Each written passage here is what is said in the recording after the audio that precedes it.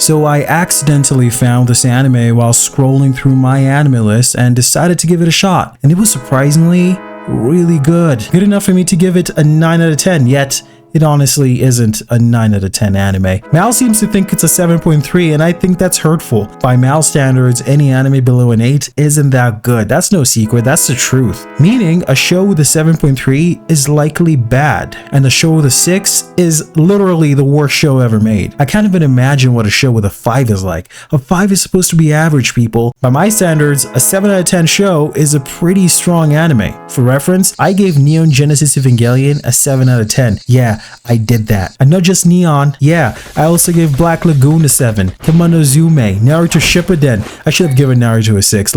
Okay, alright, I'll give it a 7. I also gave Beck a 7, Beasters. I gave Bocce the Rock a 6 out of 10. A 6 out of 10 in my books is a good time. Mal is clearly a broken rating system. So what I do now is give 10 out of 10s and 9 out of 10s to anime that I feel need the help to get a better spot on the list. Does that make sense? Maybe not. But I refuse to give an anime a 6 out of 10 when it has a 7 out of 10 on Mal. I refuse to do it. I will not do it. I'll give that show a 9 out of 10 at least.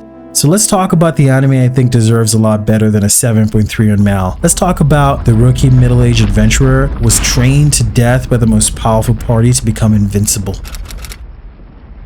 It's about this 30-year-old guy that's always wanted to be an adventurer, but was talked out of it by his parents and by his own self-doubt. And now he's 30 years old, and it's virtually impossible for him to pull it off. But things work out in such a way that he's given a shot at being an adventurer by the strongest party in the world, and they turn him into an invincible S-class adventurer. Yeah, this sounds like your average anime, and it honestly is pretty average in every way, except one. Its pacing is phenomenal. In fact, there's not many anime that have this kind of pacing. Most anime I watch have terrible pacing or okay pacing, but really good pacing, perfect pacing, that's rare. You see, pacing is synonymous with storytelling, and it's the most important aspect of an anime, or of any story for that matter. You can have terrible characters, sure, make them terrible, a terrible story, the worst story, a terrible everything really, but if the pacing is good, the anime will be watchable, believe me. What we have with the middle-aged rookie is somewhat the same case. The story and characters aren't bad per se, they're just